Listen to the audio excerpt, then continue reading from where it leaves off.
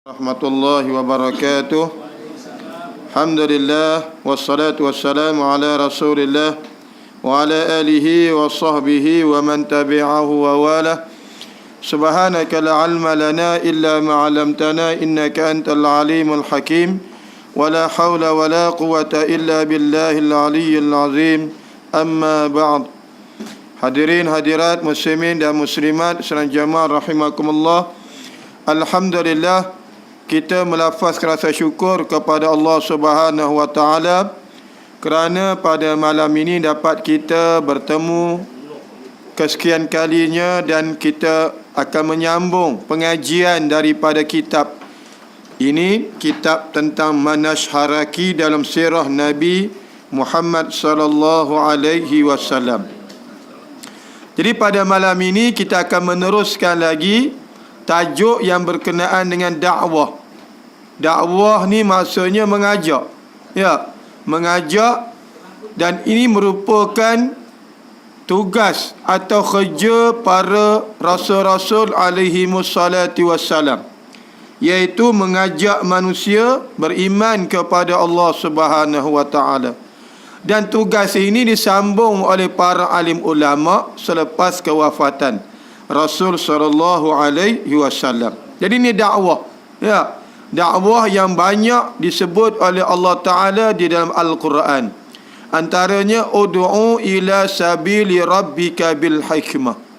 Serulah, kan, ajaklah, kan, ajaklah manusia, ud'u ila sabili rabbika, kepada jalan Tuhan engkau, kepada Islam, kepada beriman kepada Allah, kan, bil hikmah, dengan kebijaksanaan.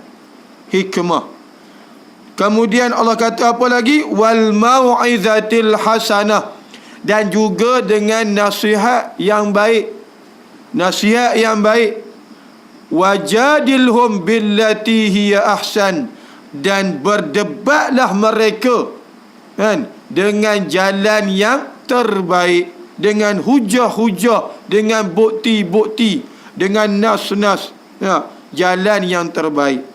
Jadi ini antara yang disebut oleh Allah dalam Al-Quran. Ya, maknanya umat yang cemerlang ialah umat yang sentiasa melaksanakan seruan, maknanya dakwah ini, mengajak manusia beriman kepada Allah Subhanahu wa taala. Yang Allah sebut lagi dalam ayat yang lain, wal takum minkum ummatun yad'una ilal khair wa ya'muruna bil ma'ruf wa yanhauna 'anil munkar. Hendaklah ada di kalangan kamu orang yang mengajak, satu kelompok yang mengajak kepada kebaikan. Yad'una ilal khair. Yad'un ini dakwah ilal khair, wa ya'muruna bil ma'ruf wa yanhauna 'anil munkar, yang mereka menyuruh kepada ma'ruf dan mencegah kepada perkara kemungkaran. Malam ni kita sambung lagi pada perenggan sesungguhnya dakwah telah pun termaklum. Ya, dakwah telah pun termaklum. Makna sudah diketahui, semua orang tahu makna dakwah ni. Menyeru, mengajak, dan pahala dia pun besar, tuan-tuan. Kan? Muka surat 16. Itu yang saya tanda lah. Ya. Kan ada muka surat lain? Betul ya? Pasal saya tanda tulis lagi. Ya. Muka surat 16. Perenggan yang kedua lah, sesungguhnya tu.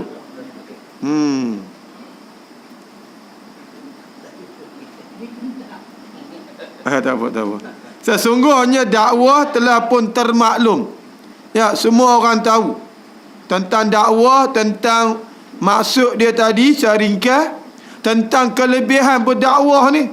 Ya, dengan dakwah lah, dengan usaha dakwah Rasulullah, Islam sampai ke tanah Melayu. Sebab apa disambung? Ya, disambung oleh para sahabat, para tabi'in, tabi'in, ulama-ulama kemudiannya, pejuang-pejuang, pendakwa-pendakwa, bawa Islam ini ke seluruh pelosok dunia. Sebab apa? Sebab Islam menggalakkan umatnya berdakwah dan memberitahu tentang kelebihannya. Ya, dalam hadis Nabi disebut, dulu pernah saya sebut dulu, bagaimana kalau kita boleh menyebabkan seseorang itu mendapat hidayah dengan usaha kita. Nabi kata apa? Khairun min humurin na'am. Lebih baik daripada unta merah yang mahal harganya pada sisi orang Arab, lebih baik nilainya, lebih berharga daripada unta merah ni. Ya, ini nilai dakwah. Kalau boleh kita ajak seseorang itu beriman, beramal dengan ajaran Islam. Ya.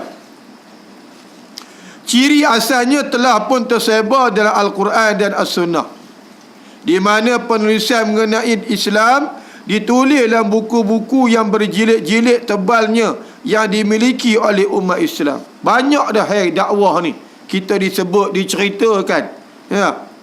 Dengan demikian saya tidak nampak sebab yang tidak membolehkan gerakan Islam diisyiarkan, walaupun dikatakan ianya masih di peringkat awal. Ya, malah boleh untuk mengatakan peringkat dakwah secara rahsia telah tamat untuk selama-lamanya. Malah sehinggalah kesemua manusia mati, kerana agama Islam telah diisytiharkan dan telah pun disempurnakan. Maksud dari kata pengarang ini ialah, kalau ada di mana-mana kelompok yang membawa dakwah Islam, dah boleh terang-terang. Ya, mana secara rahsia tu kira-kira secara umumnya telah tak ada. Dia secara umum. Secara jama'inya tak ada, tetapi secara tertentu itu mungkin wujud. Tapi secara umum, sebab Islam ni orang dah tahu semua. Satu dunia orang dah tahu. Bila satu dunia orang dah tahu, mana tak perlu lagi rahsia-rahsia macam mana awal dakwah Islam berkembang di zaman Rasul sallallahu alaihi wasallam. Itu kata pengarang kitab ini melihat kepada suasana hari ini. Ya, mana dakwah Islam ni kena disebarkan. Mana kita tak boleh lagi macam mengambil macam mana pendekatan awal Islam dahulu, kecuali kalau berlaku keadaan yang kritikal macam itu. Tetapi secara umumnya, hukum umumnya, di mana pun, ya, bahkan hari ini kita tengok, dia boleh tonjolkan Islam di mana-mana. Walaupun ada penentangan, kita tak nafikan ada penentangan, tapi masih lagi Islam boleh disebarkan secara umum. Ya, sama ada melalui bilhal, tingkah laku kita, ataupun melalui medium yang canggih hari ini. Ya, guna teknologi yang canggih, Facebook lah, laman web lah, WhatsApp, Telegram, Instagram dan sebagainya. Mungkin dengan apa secara apa diri, mungkin ada penentangan, kita bersebarkan dengan medium yang canggih hari ini. Ya, dalam Facebook kita guna. Ya. Bahkan itulah disebut oleh Dr. Syekh Yusuf Al-Qaradawi. Ya, Ketua Ikatan Ulama Islam Sedunia. Ya. Apa dia kata?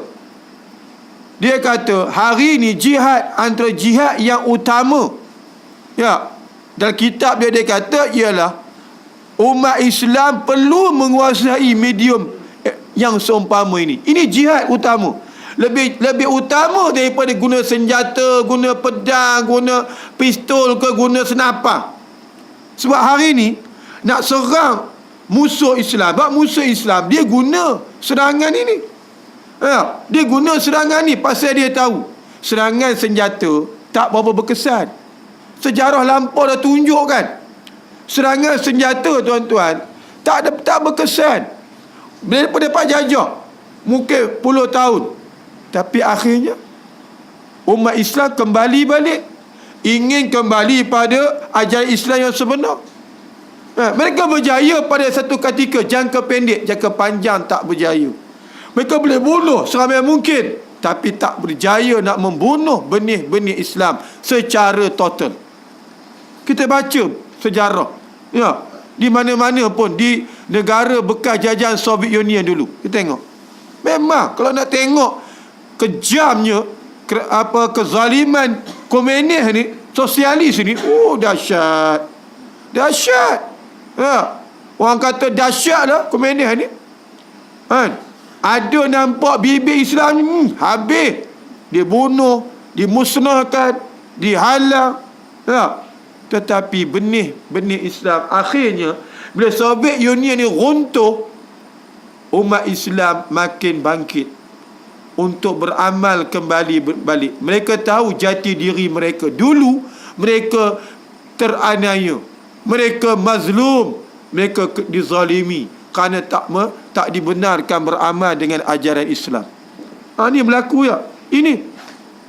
Jadi macam mana mereka guna? Mereka guna serangan, menggunakan medium canggih hari ini, menggunakan serangan pemikiran, putarkan pemikiran umat Islam, sehingga umat Islam biar tinggal nama je Islam, tapi acuannya, mana amalannya, tindakan yang tidak menggambarkan dia beragama Islam. Mereka cuba buat di Turki. Mereka jajah Turki dengan menggunakan anak asuhan mereka, Kamal Atatürk. Guna Kamal Atatürk ni. Dia pun guna cara luar tak makan. Sultan Abdul Hamid tak makan. Orang putih pujuk supaya jual Baitul Maqdis ni, jual Palestin ni, tak makan. Akhirnya mereka guna dari dalam. Mereka didik daripada orang Islam yang mengaku Islam, yang terserna, terpengaruh dengan Barat ini. Ini yang jadi umpan mereka.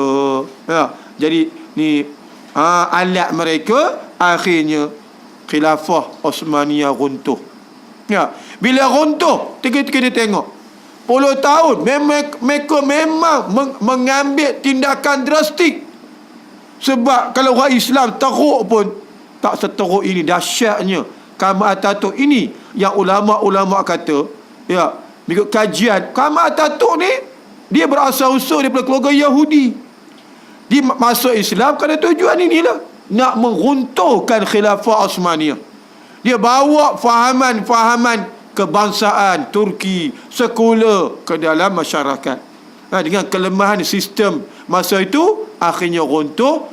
Dia naik terus 360 darjah. Dia tukar negara Turki tersebut. Tukar. Bukan sikit-sikitnya tukar. Kita kadang sikit-sikit. Sikit-sikit je. Tak berani banyak-banyak. Turki tu bila dah jatuh, runtuh, 360 darjah ditukarkan. Dia buang perundangan dah tentu dah. Dia buang perundangan cara Islam. Tak mahu. Tak nak cara Islam. Pakaian pun tak nak. Tak benar kan orang lelaki ni berjanggut, berserban ke, bertarbus, tak mahu.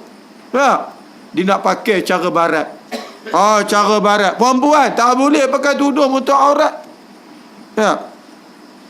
Bahkan banyaklah penghinaan yang dibuat oleh Kamal Atatürk untuk menunjukkan bahawa beliau ini adalah anak mah kepada orang-orang yang memusuhi Islam, kepada golongan Yahudi dan Nasrani.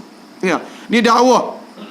Jadi maksudnya di sini ialah walau bagaimana keadaan sekalipun, Islam sudah dikenali oleh seluruh dunia. Jadi tak perlu dikata adanya merhalah secara rahsia macam awal Islam dulu. Itu ya. Tamat sudah masa untuk merahsiakannya. Tamat sudah nak merahsiakan macam dulu. Sebab Islam ni semua orang dah tahu dah. Semua orang kenal Islam ni. Suka tak suka, terima tak terima, lawan tak lawan je, semua orang tahu Islam ni. Tak payah berahsia. Itu maknanya hukum secara umumnya. Allah berfirman dalam Al-Quran dalam surah Al-Ma'idah ayat 3, Al-yawma akmaltu lakum dinakum wa atmamtu alaikum ni'mati wa raditu lakumul Islam madina. Pada hari ini, pada hari mana yang Nabi isytiharkan, isytiharkan di padang Arafah ini, pada hari ini aku telah sempurnakan bagi kamu agama kamu. Akmal, sempurna, cukup.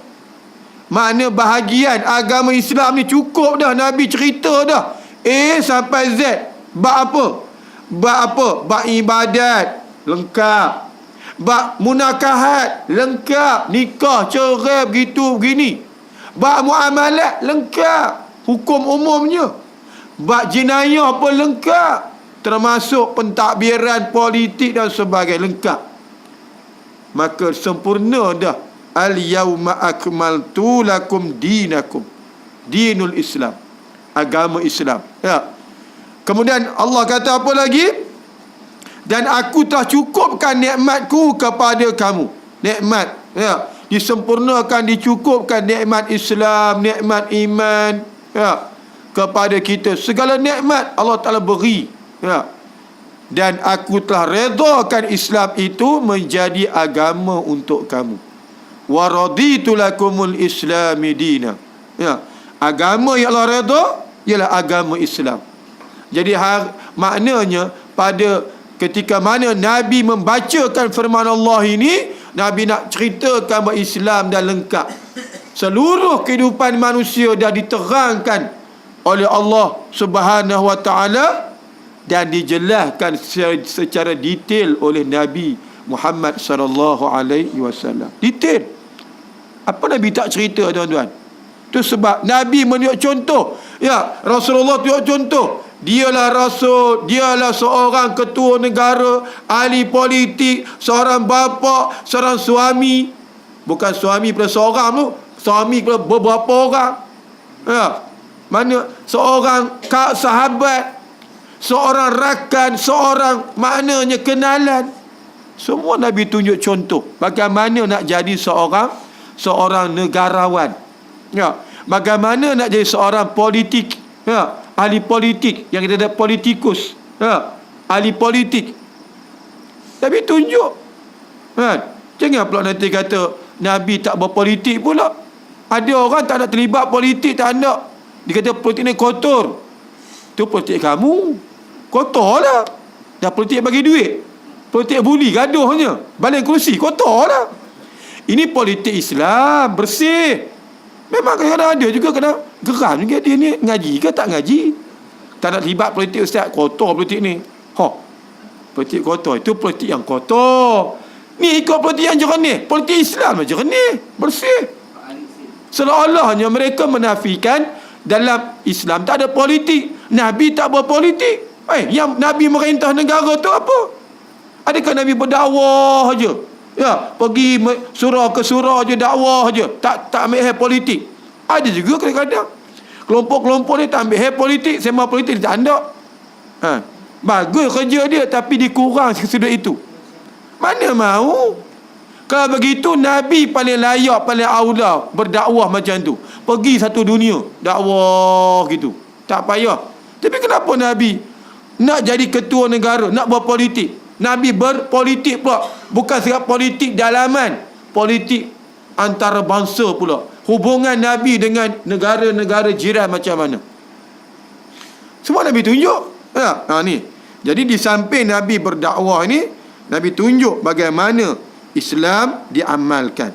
Ya, sempurna dah tuan-tuan ya. Cukup dah. Jangan kata Islam ni tak lengkap. Islam ni tak sebut begitu begini. Ya, semua Islam cerita ya, nak tanda je kita rujuk ke tidak. Ya, Islam tunjuk belaka. Nak selesai masalah, Islam dah bagi cara penawar dia, penyelesaiannya. Nak tanda je.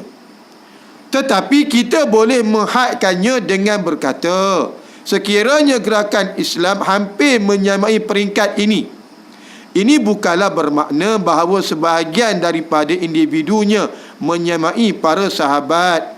Mereka ini juga merupakan individu-individu yang hebat. Mereka lah secara rahsia yang memainkan peranan penting dalam menyusun strategi. Strategi dan keislaman mereka tidak kelihatan. Ya, mana secara khusus individu tertentu tak apa. Ya, nak beramal dengan Islam, nak apa? Islam ni kena cara umum dah. Tapi nak menggerak buat kerja, nak menyampaikan Islam, nak buat kerja sebab Islam dia fahami. Yang ni Ikutlah strategi situasi setempat tersebut. Ikut keadaan. Ya, ikut keadaan. Kadang-kadang dia perlu cara rahsia juga. Ya, ada tempat dia perlu rahsia. Tapi Islam memang dah dikenali.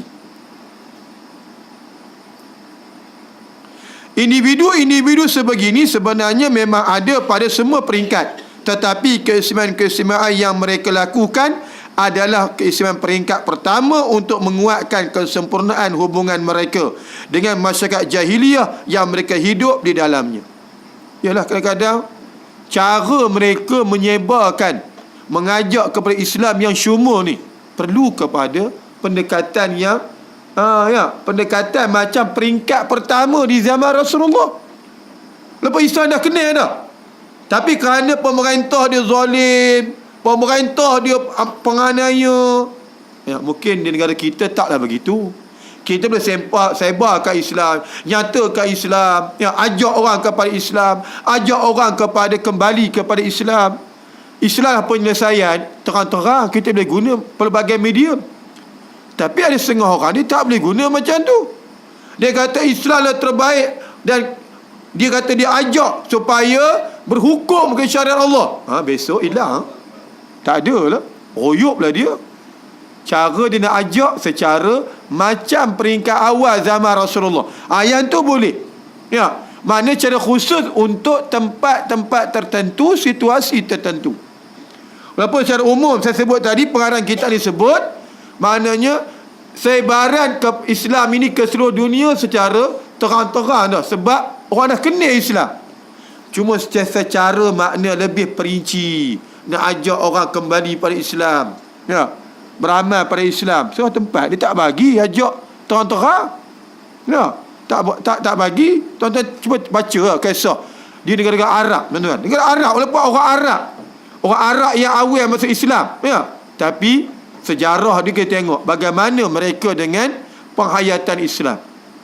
Kalau ajak terang-terang kepada kembali pada syariat Allah, dan tu hilang. Khutbah hari ni, khutbah tang kembali pada syariat Allah, kritik sikit, besok tak ada dah, besok royup dah, hilang dah. Memang begitu. Kita di Malaysia ni tak ada masalah. Sakat-sakat pun pejabat agama panggil je, denda ke apa ke, tak ada kena tangkap hilang royup, kena bunuh ke, kena penjara, kena humban ke mana-mana ke, tak ada. Tak ada mayat dia hilang tak bertempat ke, kena kerat 10, kerat 18 ke, macam mana Fendi kerat berapa belas ke, kena macam apa tu Jamal Khashoggi tu ke, tu wartawan Arab apa Saudi tu, yang wartawan Washington Post tu, tak ada kena macam itu. Maknanya mereka ni nak ajak kepada politik Islam, kepada hukum Islam, secara macam mana peringkat awal di zaman Rasulullah. Tak boleh ajak macam kita ni. Dan negara Arab macam tu lah, tuan-tuan. Mesir, Algeria, Maghribi, macam tu lah. Cara yang pendekatan macam peringkat awal zaman Nabi 3 tahun awal tu. Nyusup-nyusup pergi jumpa orang persorangan, pergi ni, cakap setakat nak semayang pergilah, tak apa, nak semayang masjid, tapi nak ajak supaya mari menyokong kami, kami nak melaksanakan syariat Allah. Tu tak boleh terang-terang. Macam di Malaysia boleh terang-terang, mari sokong kami laksanakan Islam, boleh terang-terang. Macam kita ni mengaji macam ni, sana tak boleh, tuan-tuan mengaji macam ni tak boleh. Ada pensyarah di Masjid Al-Azhar tu, kadang-kadang tu dia beri kitab, dia hantar kitab je, baca je. Kau baca kitab ni, nak mengajar di masjid tak boleh. SB ramai lagi daripada jemaah. Ni jemaah berapa, 20, SB 3/4. Tu hebat sana. Macam mana dia mengajar orang lebih sikit, dah besok tak ada, besok almarhum dah. Dia besok dah ruyuk dah, kena tangkap, kena apa. Memang selalu kita tengok, ni mana orang ni, kata khutbah sedap je. Saya ingat kan, di masjid yang saya suruh pergi tu ada 2 orang. Seorang tu peguam, memang sedap lah khutbah tu, Yang panas lah kutubah dia. Lantai dia peguam. Tapi dia pun hafaz Al-Quran ni. 2 kali je. 2-3 kali je. 2-3 kali Jumaat je. Lepas tu tanya. Tak ada dah. Tak tahu dah ke mana. Katanya dah ni. Kena tangkap. Ya. Lepas tu doktor pula. Ganti orang lain pula. Macam tu juga. Sama juga. Dia nak. Maknanya kalau khatib ni orang biasa je. Cakap biasa je. Cakap bab biasa je lah. Begitulah tuan-tuan ayah. Itu suasana yang berlaku di negara Arab pada satu era dulu. Era hari ni pun sama juga lebih kurang. Mesir pun macam tu juga. Mesir dengan negara lain pun tak terbuka semacam mana negara-negara lain macam Malaysia ni. Malaysia ni alhamdulillah lah. Jadi ini disebut di pengarang kitab ini melihat kepada situasi. Maknanya melihat kepada situasi. Mereka masa pilihan raya tak boleh terang-terang, tak boleh. Mereka apa dia? Bukan terang-terang, tak boleh kempen. Kempen macam kita tak boleh. Tak ada ceramah kelompok ke, ceramah umum tak ada. Tak boleh. Rapat umum ke tak boleh buat. Kalau buat je, sudah. Polis ni keliling demo, sakit kena tangkap. Mereka hanya boleh senyap-senyap tampil poster, buat apa, itu je.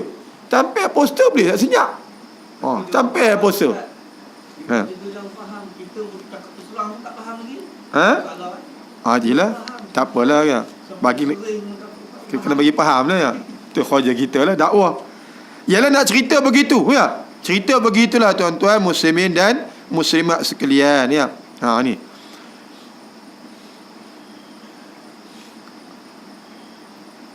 Untuk menguatkan kesempurnaan hubungan mereka dengan masyarakat jahiliyah yang mereka hidup di dalamnya. Sebab suasana masyarakat yang mereka hidup tu macam jahiliyah dulu. Awal Islam dulu. Tak bagi mereka, maksudnya tak bagi mereka menyebarkan Islam yang sebenar. Tak bagi. Ajak pada Islam yang syumul, ajak kepada syariat Allah. Ada sekatan, bahkan banyak sekatan. Kita tuan-tuan, di negara kita alhamdulillah, kesempatan ini kita guna untuk berdakwah. Kita tak macam negara Arab, macam Mesir, Arab Saudi ke. Bukan senang tuan-tuan ya. Nak ajak pada syariat Allah, nak ajak pada sistem politik Islam yang sebenar. Tak boleh terang-terang. Terang-terang habis. Jadi kita di Malaysia bukan macam dengan Arab ya. Bukan macam dengan Arab Mesir ke, macam Iraq ke, macam ni ya. Sesuatu negara-negara Arab yang mereka mengekang gerakan Islam. Pendakwa Islam, pejuang Islam. Kita boleh bebas. Gunalah kebebasan yang ada ni setakat sehari dua ni untuk beritahu kebenaran Islam, ajak mereka kepada maknanya memahami Islam secara syumul dan kembali untuk menegakkan agama Islam. Kerja kita masing-masing, sama-sama buat. Tak ada rasa takut, tak ada rasa gerun. Kita tak teruji macam dengan negara-negara macam tu. Kita masih lagi okey tuan-tuan ya. Kalau orang penjawat awam pun setakat apa pun, setakat kena tukar kerja je, tukar tempat. Kena pindah tu je. Tak ada tangkap dibunuhnya. Tak ada. Tak ada tangkap ya. Bagaimana Arus Sanin Putih dia kata politik jangan masuk masjid, sangkut kan pakai masjid. Apa jangan boleh tu? Yalah. Keluar surat khabar tu selalu berita. Wallahualam saya tak baca tu kan. Saya tak baca lah tu ya. Tapi beginilah kod lah. Wallahualam kan. Saya pun tak baca artikel tu ya. Ya. Kadang-kadang tak faham dia maksud dia politik kepartian. Mungkinlah kod lah. Tu kod. Maksud kadang-kadang ada juga orang yang ni ya. Tapi orang yang cakap tu setengah-setengah cakap mungkin yang cakap tu maksudnya tentang parti lah kan, parti. Tapi memang pernah ada kursus pegawai masjid. Ni cerita ni sahabat saya lah. Timbalan Mufti ya. Dia cerita ada orang tu cadang, jangan benarkan politik masuk masjid. Dia kata politik mana boleh tak masuk masjid. Dia kata bab politik boleh. Kod yang tak boleh, jangan cerita politik kepartian ya. Sebut parti lah ya. Sebut parti je. Tu dia kata itulah kan. Wallahualam lah. Jadi tuan-tuan, nak cerita macam tu lah. Tu dakwah kita. Macam mana pun kena ngajak lah ya. Kena ajak umat Islam ni kepada Islam yang sebenarnya selagi ruang yang ada ni. Kalau ruang tak ada, macam mana? Kita tak boleh bergerak, letih tuan-tuan. Kalau tuan-tuan kita diuji macam Mesir tu, macam mana nak buat ya? Kita pun terfikir juga. Kita pun tak minta. Tapi alhamdulillah, orang Mesir ni ialah orang Arab lah. Dia ni jiwa kental, tak takut. Berani mati-matilah, apa takut dia mu? Kita ni bukan sebut mati. Kena tarik bantuan pun takut dah. Tarik bantuan dah. Tarik subsidi pun dah risau dah. Ni kita tahu ni, tuan-tuan, kita lain. Jiwa orang Melayu ni lain. Jiwa Arab dia lain dah, betul. Arab ni sanggup mati, lantak lah. Itu sebab dakwah Islam, perjuangan Islam boleh hidup walaupun mereka ni tak boleh macam kita. Mereka sembunyi-sembunyi. Sembunyi-sembunyi, diam-diam. Orang kata gerakan bawah tanah. Gerakan nak mengajak kepada syariat Islam yang syumur ni, mereka buat bawah tanah. Maksud bawah, bukan dalam tanah maksudnya ya. Maksudnya diam-diam. Mereka jumpa orang bersorangan. Mereka guna apa? Sistem pendidikan. Mereka buat sekolah. Mereka menguasai guaman, ya, kedoktoran, doktor-doktor, depa teka doktor-doktor. Biar doktor ni jadi doktor yang beriman, faham Islam. Boleh, maknanya bila jumpa pesakit, dakwah pesakit ni kepada Islam. Cara perseorangan ni, personal. Ni cara dia mah. Ya. Dia mah boleh buat dan dia mah berjaya. Berjaya tuan-tuan. Ya. Memang walaupun mereka diharamkan di Mesir contohnya, tapi mereka berjaya. Bila masuk pilihan raya, mereka boleh menang. Pilihan raya di Mesir kan macam kita ni, tak lagi teruk. Dia nak tutup pukul berapa? Dia kata tengok orang dekat ni nah, tutup pukul 2, tutup dah. Boleh tunggu. Boleh tutup pagar, tutup pintu. Boleh tutup. Dia memang kena panjat pagar. Bawah tangga, panjat tangga ni. Tu. Kita tak ada macam tu. Tapi boleh menang pula. Semua tempat tu boleh menang. Pasal dah banyak sangat orang undi ni. Ni. Benar tuan-tuan. Dia pun boleh berjaya. Ya. Sebab apa? Sebab orang Islam di sana kenal siapa orang yang yang bercalon mereka tu. Dia kenal. Dia ni memang orang baik. Sampai dia kata, kalau orang Arab Mesir kata dia ni apa dia? Ini orang Tuhan, dia kata. Dia kata gitu. Ini orang Tuhan. Tengok muka dia cukup. Ini orang Tuhan. Orang miskin ni orang Tuhan pasal apa? Dia ni lah bagi bantuan. Dia ni lah bagi bantuan bulanan. Kesihatan, cek ni. Dia pun doktor kan. Cek ni bagi kesihatan, ubatan. Orang miskin ramai. Dia kata ini orang Tuhan, milik Tuhan ni. Kita sokong dia. Walaupun dia tak pernah apa kempen macam kita. Tak pernah ceramah umum. Tak pernah tuan-tuan. Tak pernah. Masa Sidang Mesir tak pernah pun dia mau kempen apa ni. Dia pun keluar je ramai-ramai gitu. Boleh gap je. Kan suruh ambil permit ke? Tak ada. Kita boleh lah gap, boleh juga ambil permit dia. Tapi itu tuan-tuan. Nak ceritanya berkenaan dengan usaha dakwah mereka. Jadi ini kesimpulan penting pada tajuk ini ialah mereka ini bukanlah orang yang menghadkan peranan mereka, di mana orang yang bertanggungjawab menghadkan peranan mereka ialah pemimpin. Ini dapat diperkuatkan lagi oleh apa yang dapat dilihat di kalangan sebahagian pemuda yang menganggap dirinya lebih cenderung kepada Islam dan untuk menjaga masalah keduniaannya serta keistimewaannya yang dipenuhkan oleh kekuasaan Taghut, mereka tidak tetap pendirian bahkan turut serta dalam perancangan kafir, ikut mengembangkan pegangan dan berdakwah untuknya, kemudian mereka mendakwa bahawa ia adalah Muslim secara rahsia.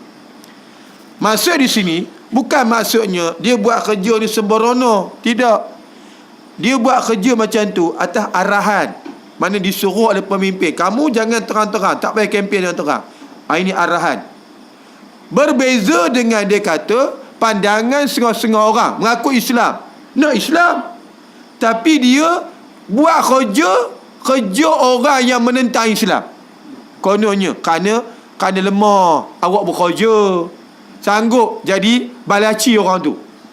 Tapi awak cinta Islam juga, awak pun nak Islam juga, tapi tu buat kerja ni lain tuan-tuan ya. Berbeza pandangan tadi itu berbeza, jangan salah faham. Ni pengarang kitab ni nak bawa begitu. Ya, mana pendekatan peringkat rahsia pada awal Islam tu jangan disalah fahamkan. Sampai tahap ada orang bersekongkol dengan kezaliman. Dia kata saya ni buat gini kerana macam di awal Islam dululah. Saya duduk diam, saya jadi pak angguk je, tak boleh kata apa.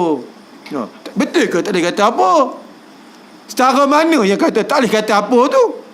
Yang ni pun perlu difahami oleh orang yang bekerja ataupun berkhidmat di dalam sistem taghut, sistem yang zalim. Macam kita tuan-tuan ya, duduk dalam sistem yang menentang Islam. Macam mana kita nak bawa diri kita?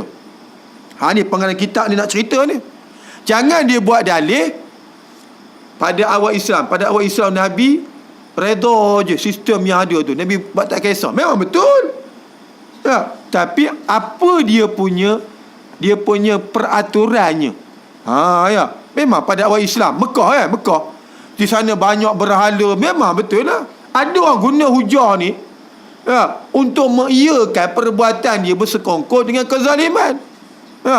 Orang zalim kata kamu pergi sana, tangkap orang tu. Tangkap. Siapa? Saya khoja dengan dia. Nampak macam mana awak khoja? Awak empuk lah orang. Awak tangkap lah orang walaupun orang tu tak bersalah. Tapi walaupun orang tu memperjuangkan Islam, awak tangkap kerana awak ni khoja dengan orang. Adakah jawapan ni kena dengan cerita pada awal Islam dulu? Jadi ni pengarang kita nak bawa supaya kita faham. Jangan semua orang guna pakai hujah macam itu. Dia kata benda ni yang kata boleh tu, pertama dia kata mesti atas arahan, keizinan dan strategi dari pemimpin atau ketua sesuatu kelompok tu. Mesti. Bukan secara maknanya pandai-pandai dia je. Maknanya kalau gerakan Islam, contohnya gerakan Islam, dia mesti diizinkan. Contohnya dia buat kerja macam tu kerana arahan daripada ni, sebab melihat kepada situasi. Macam di Mesir, ni contoh Mesir lah. Tak boleh terang-terang rapat umum, tak boleh ceramah umum, tak boleh ceramah kelompok, tak boleh. Jadi pemimpin dia arahkan guna lambang lain. Bolehlah guna lambang lain, tuan-tuan. Kau tengok demo masuk pilihan raya, ni jemaah Islam sana, dia guna lambang lain. Lambang parti sosialis lagi. Lambang parti lain. Tapi yang syoknya, parti tu akhirnya bertukar. Jadi baik. Tidak parti tu lambang tu yang komunis apa? Yang penukul dengan sabit tu apa kan? Gitu ya. Tu. Betul tuan-tuan ya? Saya baca, tapi tu kehebatan orang Arab ni. Dia boleh dakwah sampaikan parti tu bertukar. Dulu warna merah, akhir tu jadi warna biru. Ya. Merah tu masih apa? Merah tu maksudnya komunis kuat. Kan sosialis ni warna merah kan? Akhirnya bertukar. Bahkan majalah akhbar dia, saya rajin baca akhbar dia. Masuk selit ada unsur-unsur Islam, cerita tentang, di samping cerita politik, hebat ekonomi kan cerita juga, tapi ada di sana tentang Islam. Tentang apa dia solusi Islam. Maknanya pasal apa? Penulis-penulis yang ada orientasi Islam dibenarkan menulis. Dulu tak boleh.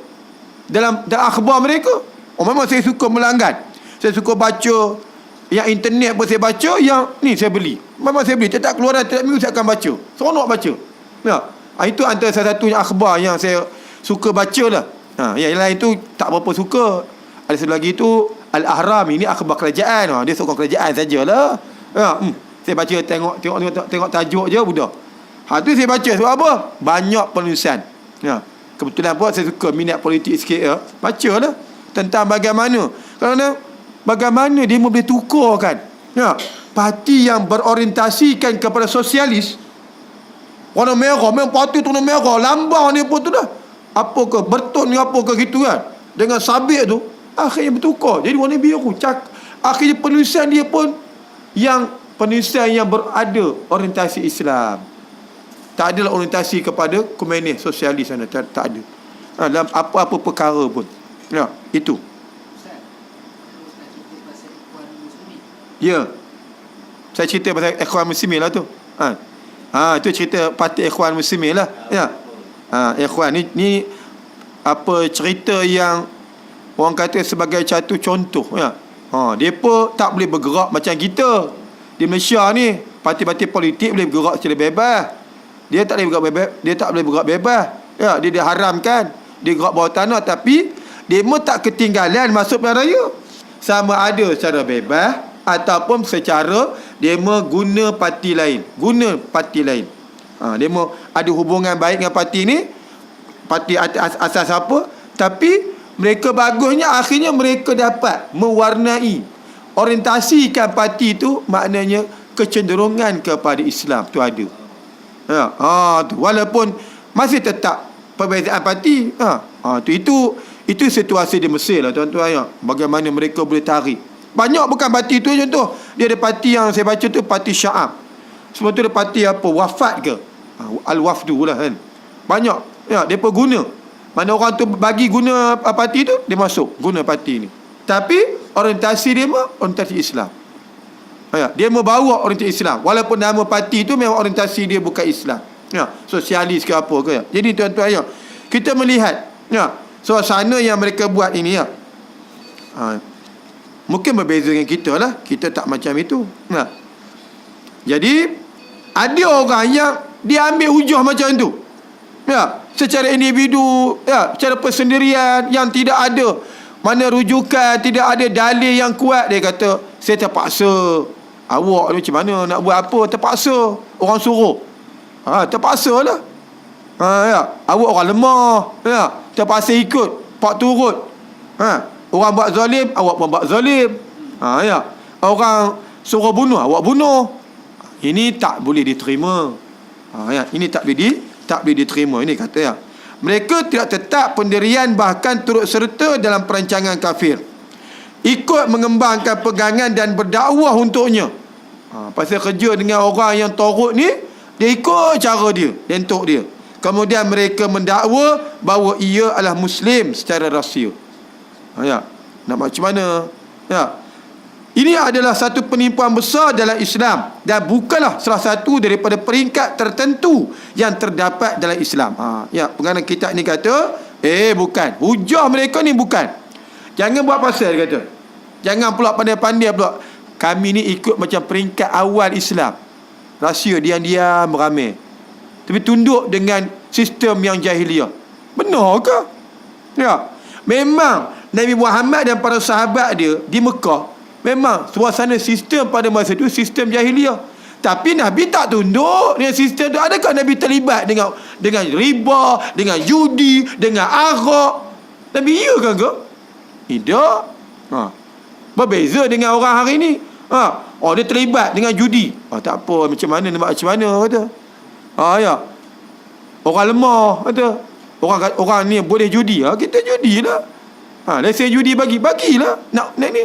Ya, nak untung. Ya. Riba, beramil dengan riba. Itu bukan hujah yang dibenarkan oleh syarak.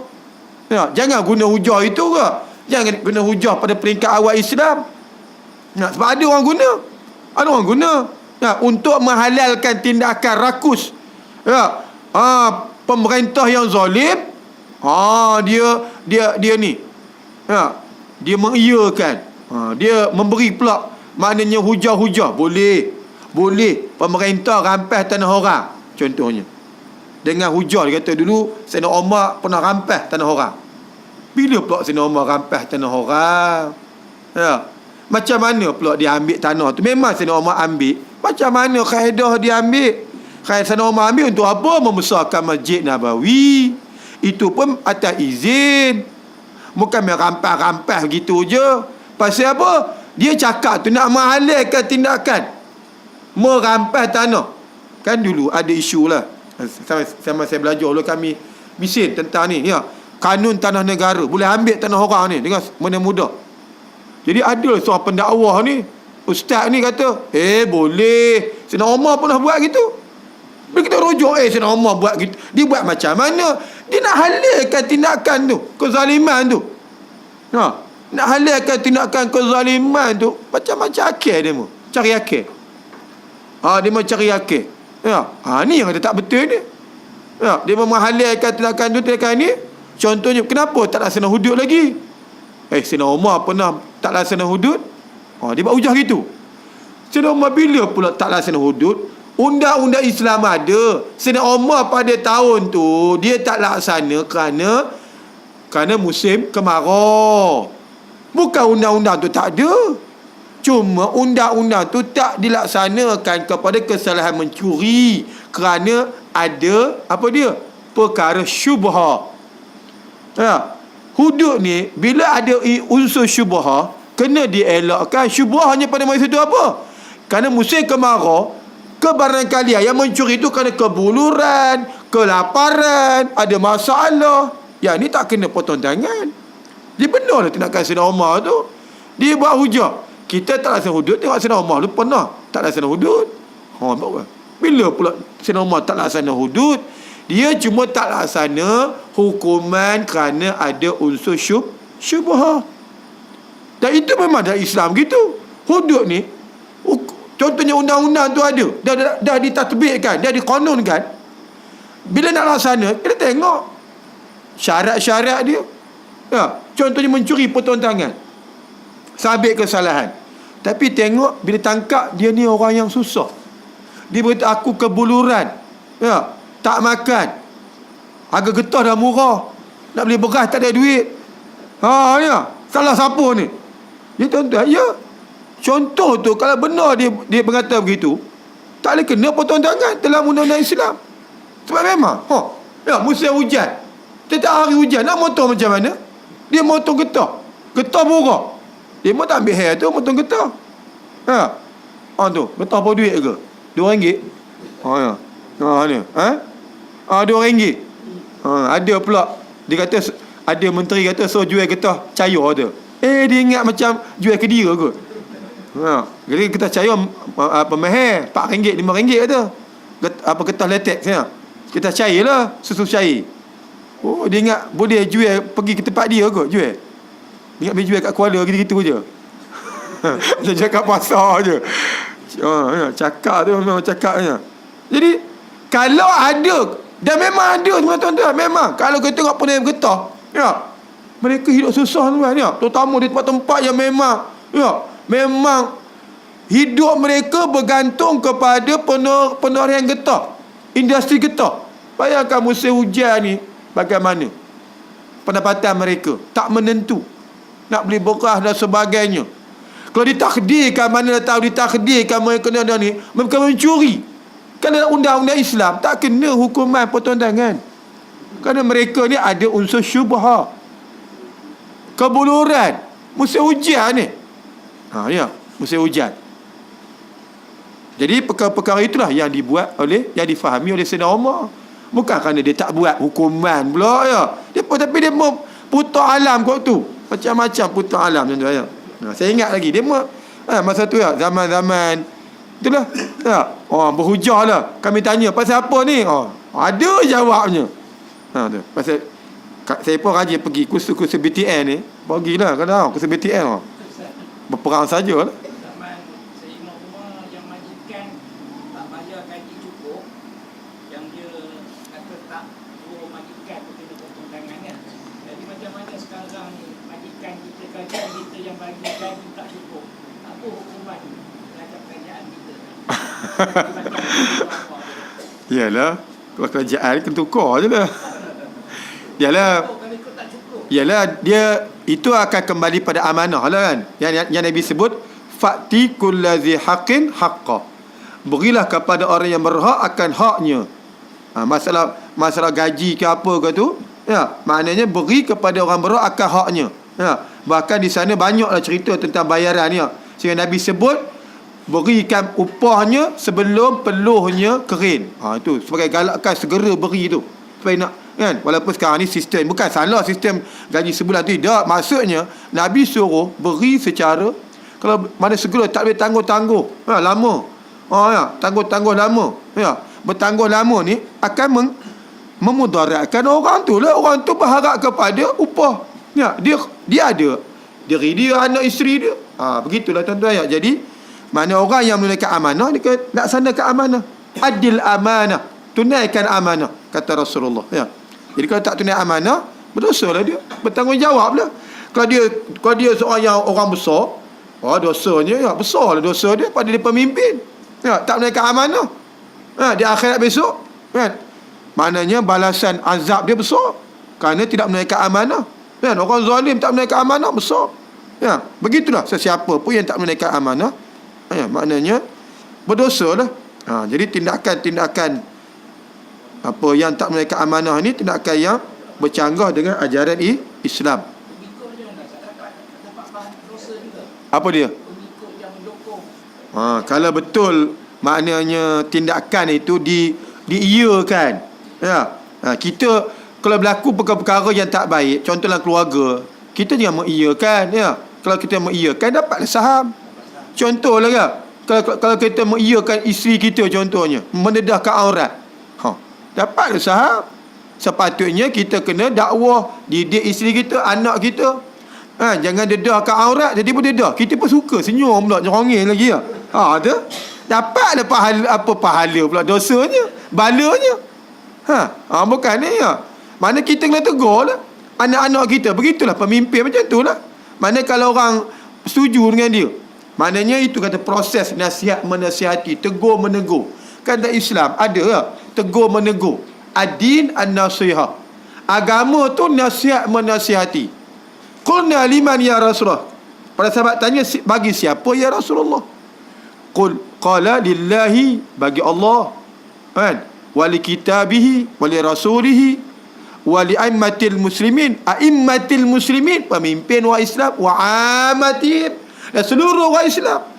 Tegur menegur, nasihat menasihati ni, kalau kita mengiyakan, mana kita tumpang sekaki dah dosanya. Walaupun kita tak buat, tapi kita iya je. Tak nak negur, tak nak ambil tindakan ya, secara yang bijak. Kita biar je, lantak dia lah. Lantak. Mana boleh gitu ya. Dalam keluarga, contoh mudah dalam keluarga, begitulah. Bapa kena nasihat anak isteri dia. Qu anfusakum wa ahlikum nar. Ayat tu ya, mudah je. Pelihara ahli kamu, diri kamu dan ahli keluarga kamu, ataupun ahli yang di bawah kamu, rakyat kamu, daripada api neraka. Kena jagalah. Kalau orang bawah buat tak tahu, tak nak tegur, terima je, tanggunglah sekali ya. Apa tak lagi kalau ia membenarkan juga ya, membenarkan lagi lah ya.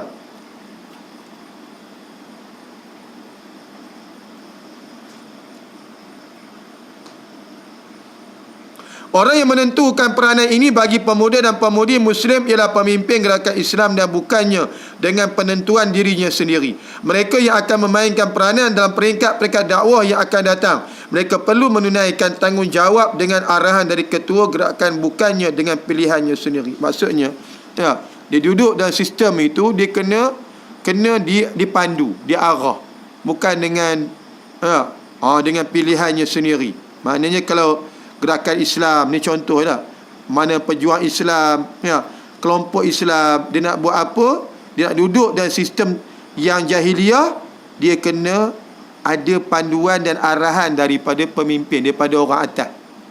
Okey, kamu boleh kerja bidang ni, okey, tak apa, kerja dalam bidang kesihatan, pasal tak ni kerja dalam perbankan, sebab perbankan ada memang walaupun bercampur, tapi ada yang Islam.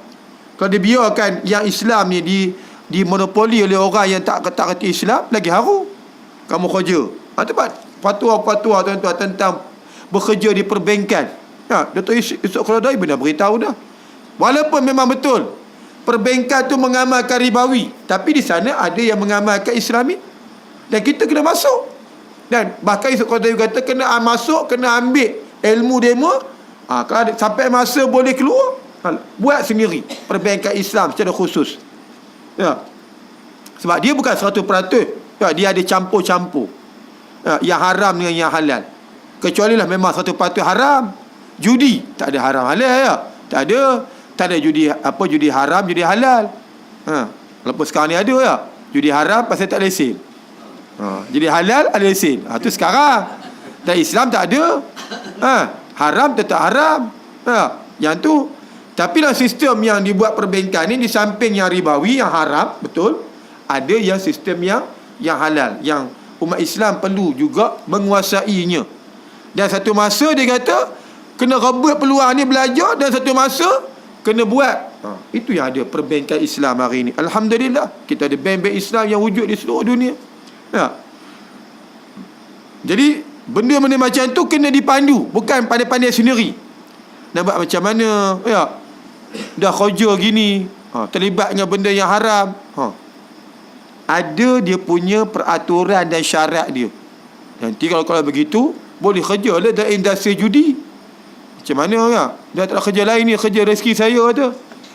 Kerja apa? Kerja di kasino, kerja kedai judi. Kerja sport toto. Dulu kan ada orang Melayu kerja.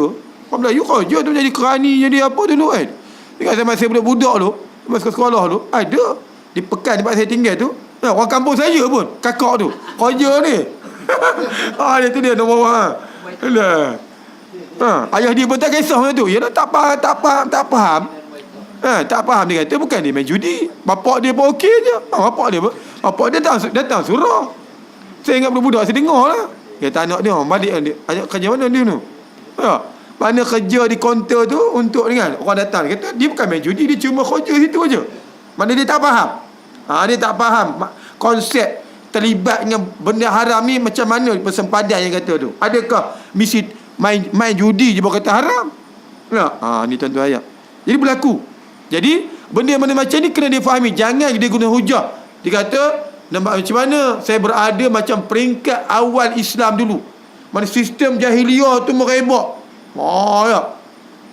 Memang di Mekah sistem jahiliah ni memang menguasai. Tapi Nabi tidak pernah redha dan tak pernah pula terlibat dengan sistem tu. Dia pergi pula terlibat apa dia? Dengan judi, dengan arak, dengan berhala, dengan apa kepimpinan mereka. Tak ada. Tak ada terlibat. Tak ada melibatkan diri. Jadi tuan-tuan muslimin dan muslimat sekalian, jangan kita guna hujah-hujah yang disebut oleh pengarang kitab ini. Sebab kadang-kadang ada orang guna. Dia terlibat dengan kerja dengan orang yang zalim. Dia mengiyakan je apa yang orang zalim dia suruh. Benda haram pun dia buat, benda halal pun dia buat. Mana sebab bagi dia tak ada sempadan. Sempadan mana, setakat mana dia bekerja dengan orang zalim ni dia boleh buat dan tak boleh buat. Kena tahu. Kena tahu. Jangan dia akhirnya dia tak tahu, akhirnya dia laknat oleh Allah Subhanahu wa taala. Macam mana Allah Ta'ala pernah sebut dalam Al-Quran dan surah apa, Al-Ahqaf, begitulah. Al-Ahqaf. Innal ladzina tawaffahumul malaikatu zalimi anfusihim. Dan orang-orang yang mereka dimatikan oleh malaikat, diambil nyawa oleh malaikat, dalam keadaan mereka zalimi anfusihim, menzalimi diri mereka. Qalu fima kuntum. Malaikat tanya dia, kenapa kamu jadi macam ni? Mati dalam keadaan macam ni? Menganiaya, menyokong benda-benda zalim ni. Qalu kunna mustad'afina fil ard. Mereka menjawab, arwah mati ni menjawab, kami dulu orang yang lemah, tak boleh buat apa. Dah mata pencarian kami macam tu. Orang suruh kami buat lah. Orang hempuk suruh hempuk, kami hempuk. Orang suruh bunuh, kami bunuh. Malah yang dibunuh tu para alim ulama. Ini yang berlaku tuan-tuan negara Arab memanglah. Mereka menjadi balaci kepada kezaliman orang yang zalim ini. Macam mana mereka nak jawab? Ni mereka akan jawab di hadapan Allah Ta'ala nanti. Allah Ta'ala sebut dalam Al-Quran. Mereka kata kami ni orang lemah. Kami ni tak ada kederat apa, tak berdaya buat apa. Walaupun sebab nuzul ayat ni turun orang Islam yang tak mau berhijrah. Dan bila tak mau berhijrah, mereka dikongkong oleh sistem jahiliah dan mereka terpaksa ngikut sistem tersebut. Itu cara khususnya penurunan ayat ni. Maka kata malaikat, selepas mereka kata kunna mustad'afina fil ard, qalu alam takun ardullahi wasi'atun fatuhajiru fiha. Malaikat jawab pula, bukankah bumi Allah ni luas? Kamu boleh berhijrah ke mana-mana kau nak pergi. Maksudnya peluang nak cari rezeki di mata rata pun ada kalau nak cari rezeki. Bukankah bumi Allah ni luas, rezeki Allah ni banyak? Kalau kamu dah dipaksa buat benda yang aniaya, yang zalim, kamu tak boleh ikut. Ini bukan darurat, ini lorat. Ini lorat dia cari makan. Sangkut bunuh ulama. Diarahkan bunuh ulama. Bunuh Mansur ni, bunuh orang Mali contohnya. Kamu disuruh, diarah, kamu ikut. Ini bukan darurat, tuan-tuan. Ni lorat no ya. Lorat pasal fulus, pasal duit. Tak boleh, tuan-tuan, tak boleh. Ini Allah Ta'ala akan tanya ni. Mereka akan tanya, muka Allah ni luas, banyak kerja kau boleh buat lagi. Ya. Fatuhajiru fiha. Ya.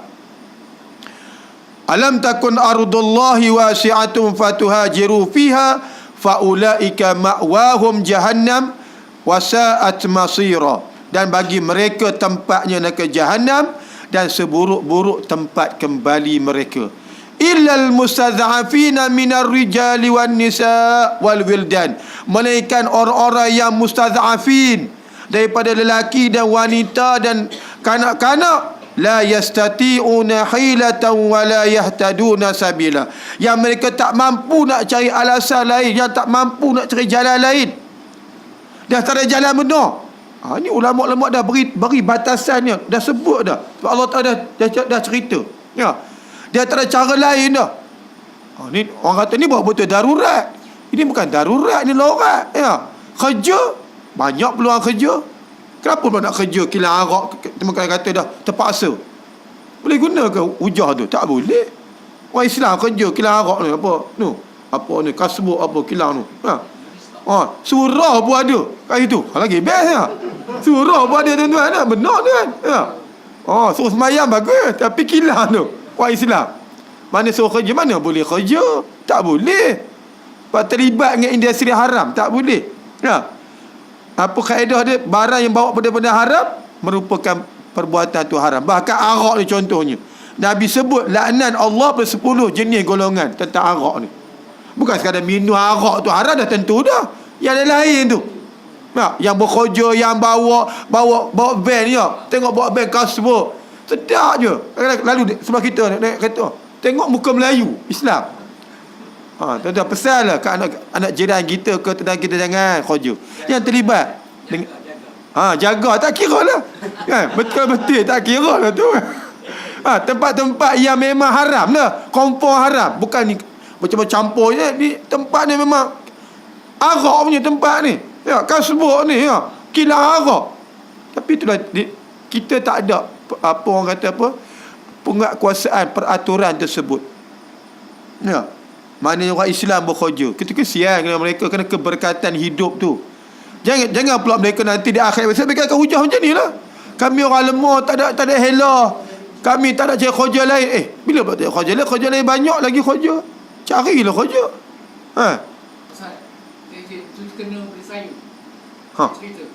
Saya masuk askar, dipaksa duduk di dalam officers mess, menjual arak, menyiapkan makanan babi apa gitu.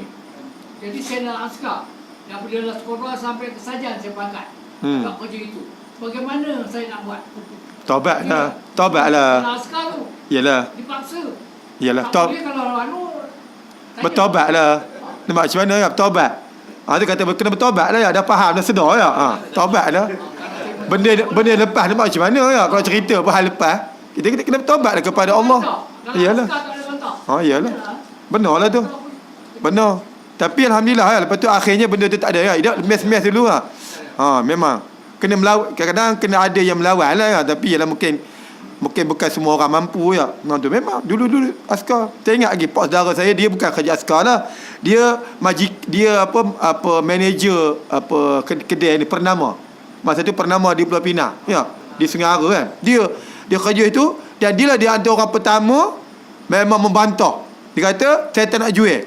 Nak minum arak, pergi beli kat luar tu. Memang masa tu saya pun masa budak-budak pergi kedai tu. Tuan-tuan, memang dia tak benarkan, dia tak nak jual arak. Masa tu memang boleh. Masa tu askar memang jual. Memang murah-murah lah. Pernama kedai kan, Babang Ali murah, arak murah. Tapi dia tekat, dia azam, saya tak akan buat. Akhirnya Alhamdulillah dia jadi orang kata antar manager lah kedai Pernama yang hebat lah ya. Untung yang banyak sampai dia tukar ke Lumut. Akhirnya dia pencen sana pencen di Pernama TLDM. Nak ceritanya itulah ya. Maknanya dulu ya, Dia dulu punya ni, kefahaman agama yang ni. Jadi benda yang dah berlaku tu, kita bertaubat je kepada Allah ya. Moga-moga Allah terima, insya-Allah Allah terima. Ya, cuma nak cerita ya. Cerita yang kita dah faham ni kena kabur. Orang akan datang. Maknanya yang dah lepas tu bertaubat, yang dah faham tu tinggal ke lah. Kita dah faham, jangan tak tinggal pula. Kita faham. Buat juga. Tu yang tak boleh tu. Kan? Manakala kita dah faham, tinggalkan perbuatan tersebut, dosa-dosa tersebut. Ya.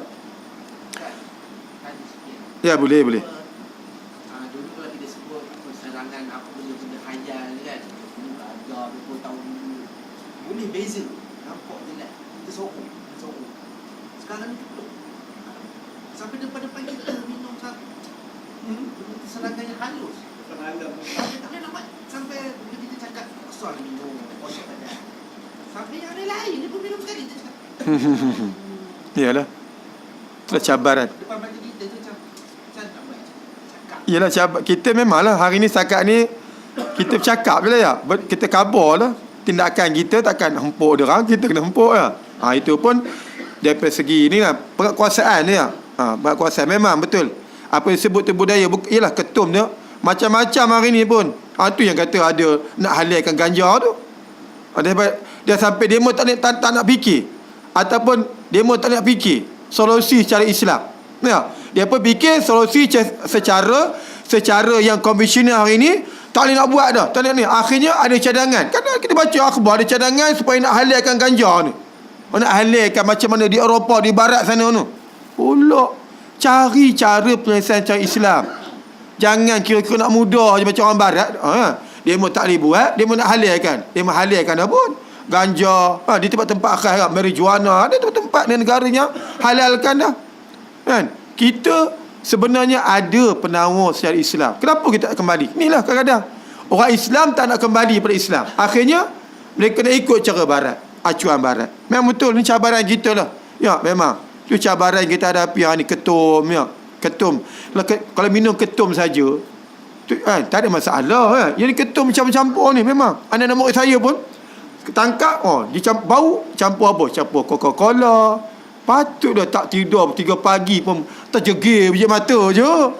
Benar tuan-tuan, merokok dia dah tentu lah kan. Dia mau boleh kat ni kan. Kita mungkinlah tak kata dia mau pil khayal ke, tidak lah. Tapi itulah antara yang menguatkan demon bila minum air ketum campur lagi. Antara campuran bila cium Coca-Cola tu, dia mengiyakan betul. Tu bawa Coca-Cola, apa dia campur lagi tu tak tahu. Patut segar malam-malam. Kan remaja-remaja kita tengok budak-budak kampung lah. Dekat kampung Pasir Tinggi kan. Pukul 2-3 pagi tak tidur lagi tuan-tuan. Sini mungkin orang ada senyap, sunyi lah. Ya, kadang-kadang dia pekan orang tidur dia ya. Di kampung kita pun heran macam mana dia bersegar. Ya, adalah bendanya ya. Ketum campur. Ketum saja tak ada masalah ya. Orang dulu pun beramai dengan ketum tapi tak ada masalah. Hari ni dicampur.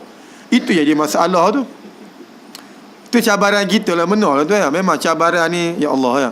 Tambah penguasaan lah kan. Dan iyalah pak benda ni asil tumbuhan ni duk elok je. Disalahgunakan, nama pun salah guna.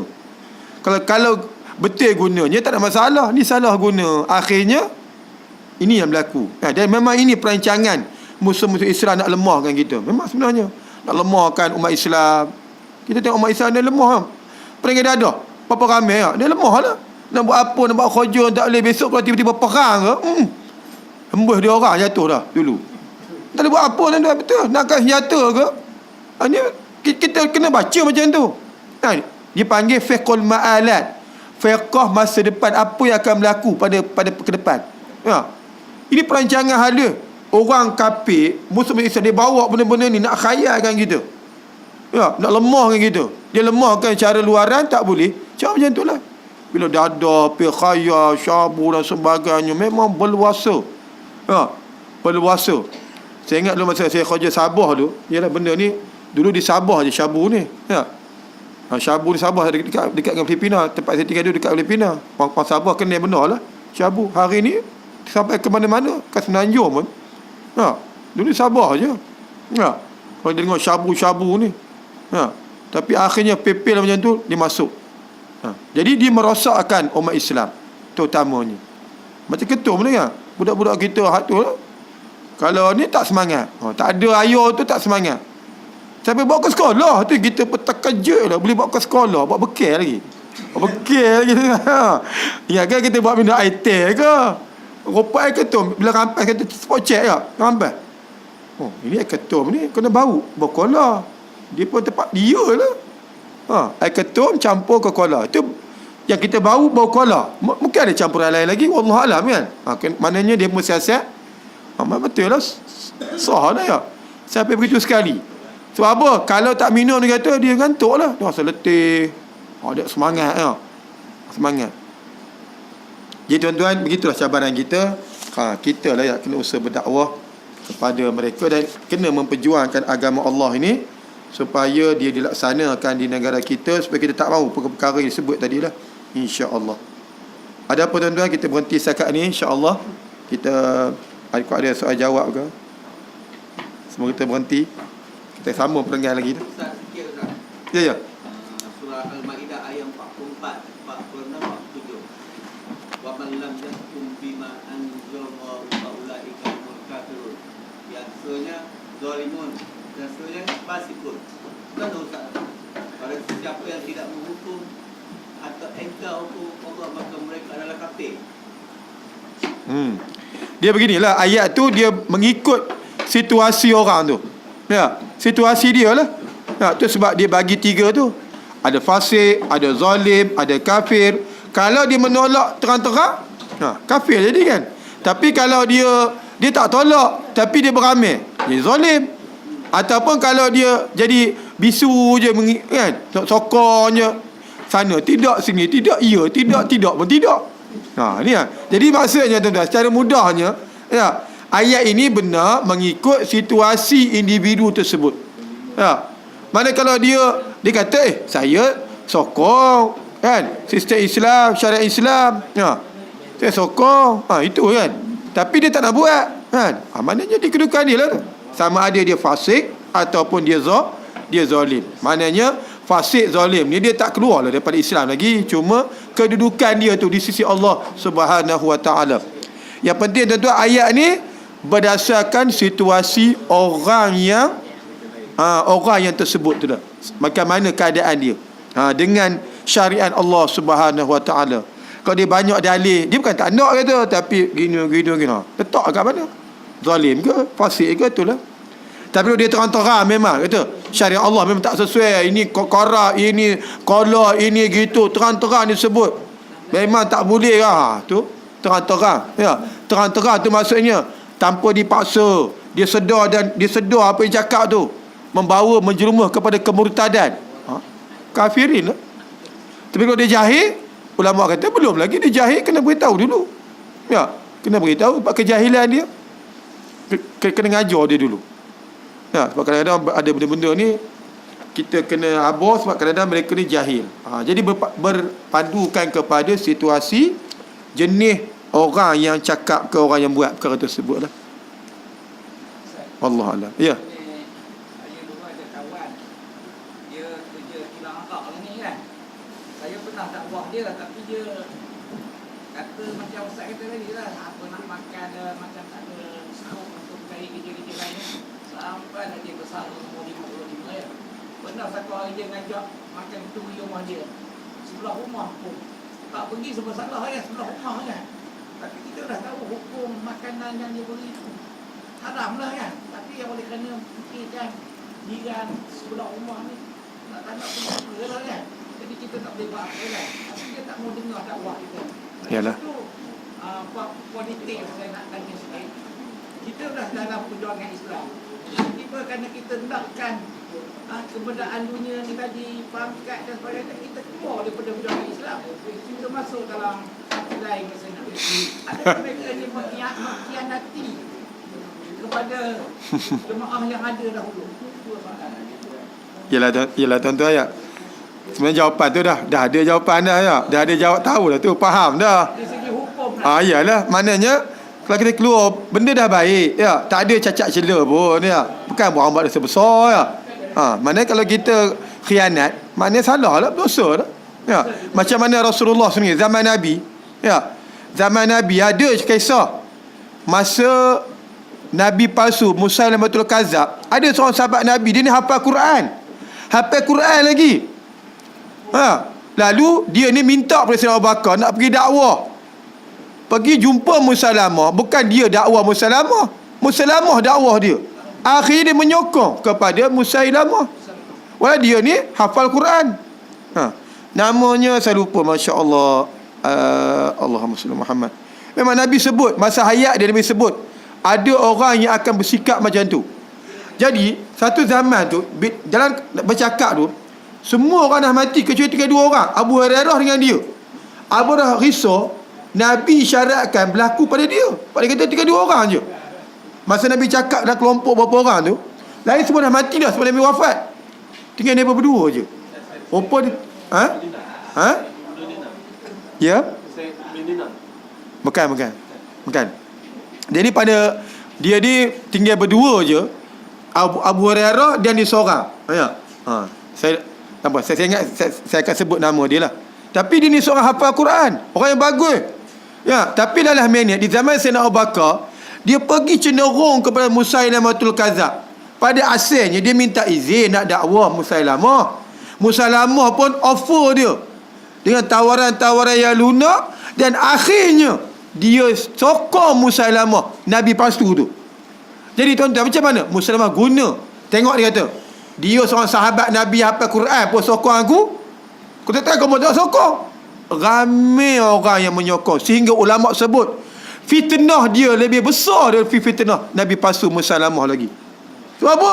Sebab dia orang hafal Quran, sahabat Nabi yang berjuang lama.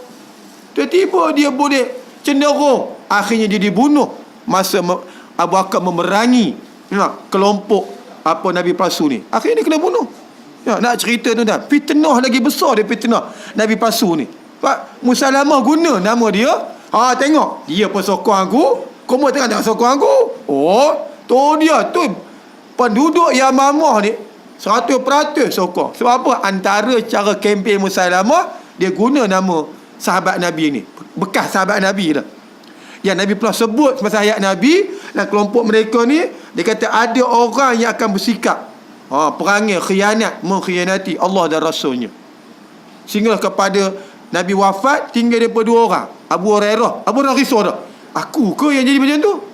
Tiba-tiba Abu Hurairah bersyukur, kata bukan aku, rupanya dia tu yang jadi, kata. Ni cerita lah ya.